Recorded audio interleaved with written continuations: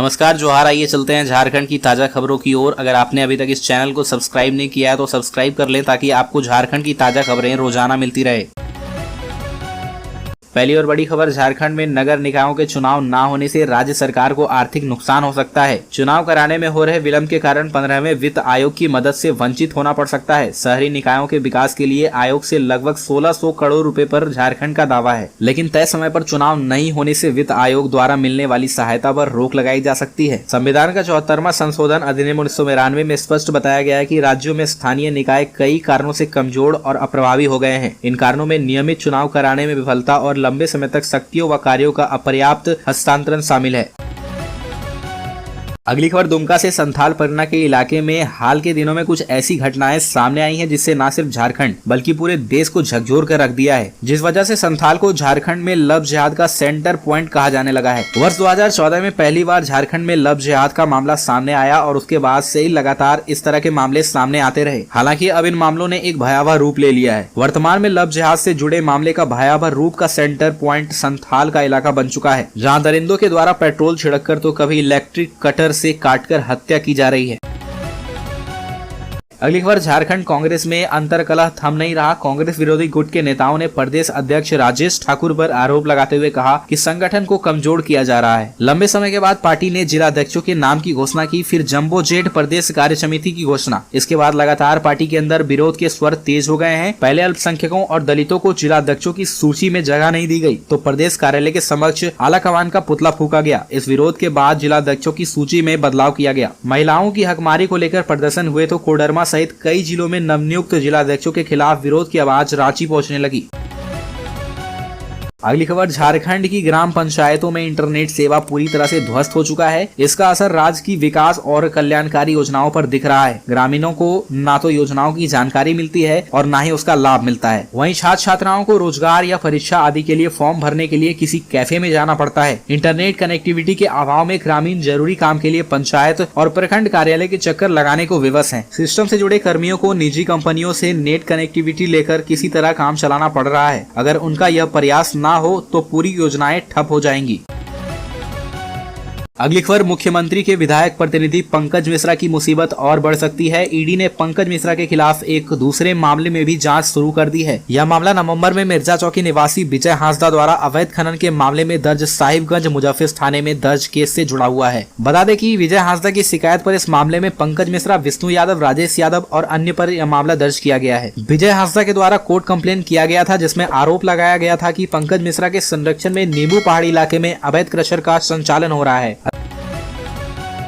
अगली खबर, रांची से कोरोना के बढ़ते मामले के बीच सामान्य फ्लू का संक्रमण लोगों को डराने लगा है। सर्दी, खांसी और बुखार से पीड़ित लोग एसिम्प्टोमेटिक मानकर सरकारी और निजी अस्पताल में परामर्श लेने पहुंच रहे हैं। वहीं अस्पतालों के ओपीडी में पहुंचे 40% मरीज सामान्य फ्लू से पीड़ित ही हैं। रिम्स के मेडिसिन विभाग में 180 से 200 मरीज में से करीब 70 मरीज सामान्य फ्लू से पीड़ित वाले ही हैं। हालांकि राहत की बात यह है कि डॉक्टरों की जाँच में ऑक्सीजन सैचुरेशन और छाती में संक्रमण ज्यादा नहीं मिल रहा है, जिससे अभी खतरा ज्यादा नहीं है। ऐसे मरीजों को ओपीडी से ही दवा देकर घर भेज दिया जा रहा है। मेडिसिन के विभागाध्यक्ष डॉक्टर विद्यापति ने बताया कि ठंड के मौसम को हेल्दी मौसम माना जाता है।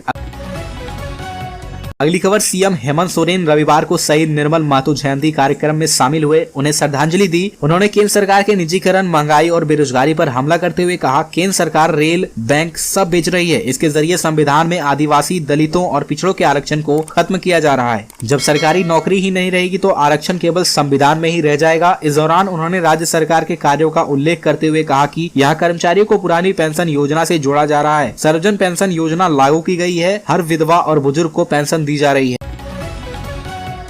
अगली खबर, धनबाद से नया बाजार क्लिनी लैब में रविवार की शाम बाइक सवार 2 अपराधियों ने फायरिंग की और फरार हो गए। क्लिनी लैब के मुख्य दरवाजे पर 3 गोली चलाई गई है। इसमें मेन गेट का शीशा चकनाचूर हो गया। संयोग अच्छा था कि उस वक्त वहां कोई मरीज या लैब कर्मी मौजूद नहीं था, अन्यथा बड़ी घटना हो सकती थी। दोनों अपराधी रांगाटांग की ओर से आए और गोली चलाते हुए सुभाष चौक की ओर भागने लगे। सूचना पाकर बैंक मोड़ थाना पुलिस मौके पर पहुंची और घटना स्थल से 3 खोखा बरामद किया। गोली चलाने वाले अपराधियों की पहचान नहीं हो पाई है। इस घटना में फिर एक बार वासेपुर गैंग के प्रिंस खान का नाम सामने आया है। घटना के तत्काल बाद ही इंटरनेट मीडिया में एक पत्र वायरल किया गया है। इसमें गोली चलाने वाले में प्रिंस खान की भूमिका बताई गई है। पत्र में छोटे सरकार के शूटर मेजर ने इस घटना की जिम्मेदारी ली है। प्रिंस खान खुद को छोटे सरकार बताता है। मेजर कहता है कि जो बॉस की बात नहीं मानेगा उसे मौत के घाट उतार दिया जाएगा। पुलिस को भी आशंका है कि घटना में प्रिंस खान के गुर्गे का हाथ हो सकता है।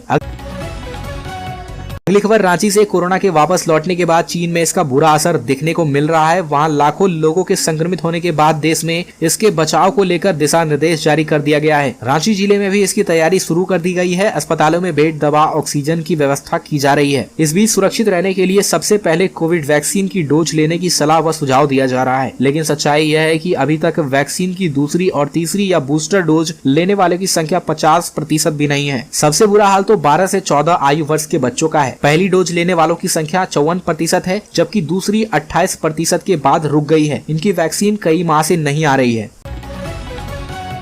अगली खबर रांची से। भाजपा नेता और राष्ट्रीय महामंत्री सुनील बंसल ने रविवार को कार्यकर्ताओं और पदाधिकारियों को संबोधित करते हुए कहा कि झारखंड में भाजपा के समक्ष सत्ता में आने के लिए पर्याप्त अवसर हैं, तो चुनौतियां भी है। इसके लिए जिलों की तरह अब मंडल स्तर पर पार्टी की गतिविधियों को और बढ़ाना होगा। मंडल अब पार्टी की गतिविधियों का केंद्र बनना चाहिए।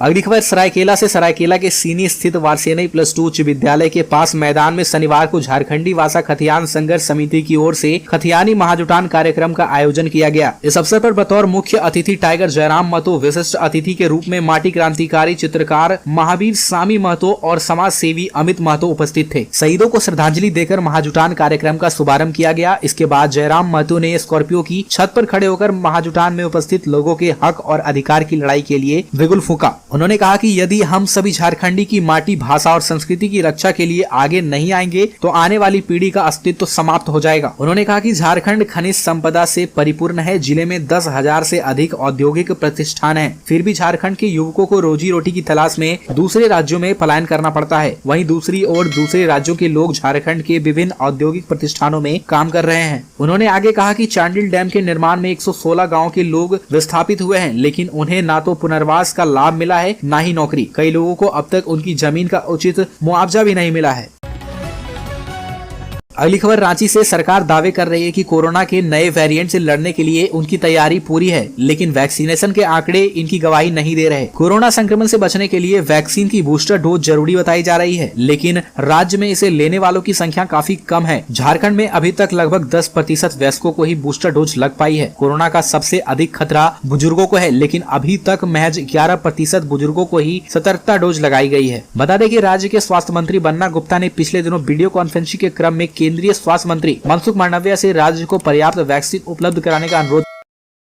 अलीखुर नए साल में सौगात वंदे भारत एक्सप्रेस से 5 घंटे में तय कर पाएंगे हटिया से हावड़ा तक का सफर। रांची से हावड़ा सफर करने वाले यात्रियों के लिए अच्छी खबर है। नए साल में वंदे भारत एक्सप्रेस रांची रेल मंडल हटिया से हावड़ा तक चल सकती है। हालांकि अभी तारीख तय नहीं की गई है। रांची रेल मंडल से वंदे भारत एक्सप्रेस की सेवा कब शुरू होगी ये रेलवे बोर्ड तय करेगी। रेल अधिकारी से मिली जानकारी के मुताबिक 2023 में हटिया से वंदे भारत एक्सप्रेस शुरू हो सकती है। रांची रेल मंडल की ओर से सारी तैयारियां पूरी कर ली गई है। अलीखुर नक्सलवाद के दंश से उबर रहे झारखंड के लिए साइबर क्रिमिनल्स बने बड़ी चुनौती। पुलिस ने भी बना लिया है निपटने का प्लान। बढ़ते ऑनलाइन पेमेंट और डिजिटल ट्रांजैक्शन के बीच साइबर क्राइम एक बड़ा खतरा बन गया है। झारखंड में जाम ताड़ा के बाद अब कई ऐसे जिले हैं जहां पर साइबर अपराधी एक्टिव हो गए हैं। ऐसे में साइबर अपराध का आंकड़ा भी लगातार बढ़ता जा रहा। झारखंड पुलिस इन पर लगाम लगाने की कोशिश कर रही है और ये उनके लिए किसी चुनौती से कम नहीं है। झारखंड पुलिस को उन नए अफसरों से काफी उम्मीदें हैं जो कि टेक्निकल डिग्री लेकर पुलिस विभाग में भर्ती हुए हैं।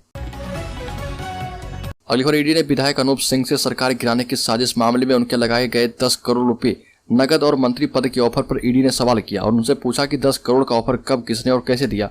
विधायक अनूप सिंह से यह पूछा गया कि कोलकाता में उनके 3 साथियों की 49 लाख रुपए के साथ गिरफ्तारी के बाद उन्होंने अरगोड़ा थाने में 0 FIR में ऑफर का आरोप लगाया था।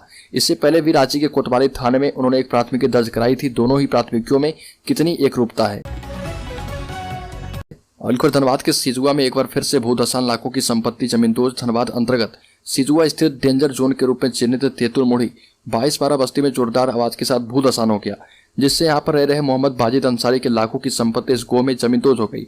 यह घटना तब घटित हुई जब रात को कार्यस्थल में ताला बंद कर सभी मिस्त्री व मजदूर अपने अपने घर चले गए थे, वरना जान माल की अधिक क्षति का होना तय माना जा रहा था। अलीखुर क्रिसमस के दिन झारखंड की राजधानी रांची स्थित हुंड्रू फॉल घूमने आए बिहार के स्कूली बच्चों से भरी एक बस सिगदरी में पलट गई। और इसमें कम से कम 20 बच्चे घायल हो गए। 4 से 5 बच्चों को थोड़ी ज्यादा चोट आई थी। सभी को Rajendra institute of medical sciences RIMS में रेफर किया गया है। बाकी बच्चे का थाना परिसर में ही इलाज किया जा रहा। अलकर कोलान वासियों को जल्द ही धालभूमगढ़ एयरपोर्ट का तोहफा मिलेगा। इसके लिए संपर्क मार्ग के लिए जमीन अधिग्रहण की प्रक्रिया शुरू हो गई है। जमशेदपुर सांसद विद्युत बरन महतो ने नई दिल्ली में केंद्रीय नागरिक उड्डयन मंत्री ज्योतिरादित्य सिंधिया से मुलाकात कर धालभूमगढ़ एयरपोर्ट के निर्माण का कार्य जल्द पूरा करने का अनुरोध किया। इसके साथ ही धालभूमगढ़ एयरपोर्ट के लिए संपर्क मार्ग के पुनर्निर्माण के लिए जिला भू अर्जन शाखा ने भूमि अधिग्रहण की प्रक्रिया शुरू कर दी है। अलकर लोहरदगा में मंगेतर से मिलने गई युवती के साथ 6 युवकों ने किया सामूहिक दुष्कर्म। लोहरदगा जिला अंतर्गत कुड़ू थाना क्षेत्र की रहने वाली एक युवती के साथ आधा दर्जन युवकों ने सामूहिक दुष्कर्म की घटना को अंजाम दिया। पीड़िता शाम में किसी तरह गांव पहुंची और मामले की जानकारी ग्रामीणों को दी गई। बताया गया कि कुड़ू थाना क्षेत्र की रहने वाली युवती अपने मंगेतर से मिलने के लिए थाना क्षेत्र के कुलसिमरी दोहर गई थी। पीड़िता के मुताबिक अपने मंगेतर के साथ बैठकर बातचीत कर रही थी। इसी बीच 5 से 7 युवक मौके पर पहुंचे एवं मंगेतर के साथ मारपीट करते हुए युवती को पकड़ लिया। आधा दर्जन युवकों की पिटाई के बाद मंगेतर युवती को छोड़कर भाग निकला। इसके बाद युवकों ने युवती को खेत में ले जाकर दुष्कर्म किया। अगली खबर, झारखंड भाजपा कोर कमेटी की हुई बैठक। संगठन को मजबूत बनाकर सत्ता में लौटने की बनी रणनीति।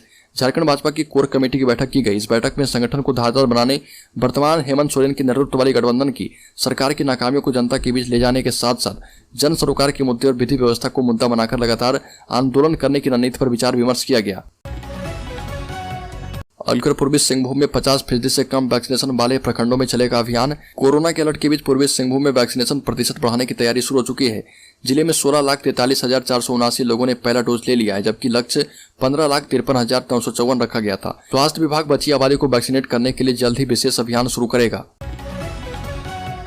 अलकर आदिवासी कल्याण एवं परिवहन मंत्री चंपई सोरेन ने कहा कि राज्य की खनिज संपदा को बिचौलिए लूटने में लगे हैं। यहाँ की संपदा दिल्ली, मुंबई एवं गुजरात में देखने को मिल रही है। चंपई सोरेन कदमा उलियान में शहीद निर्मल महतो की जयंती समारोह में संबोधित कर रहे थे और कहा कि झारखंडियों को जगाने की जरूरत है। अगर नहीं जागते हैं तो सामंती सोच रखने वाले लोग झारखंड की संपदा को दूसरे प्रदेशों में ले जाते रहेंगे।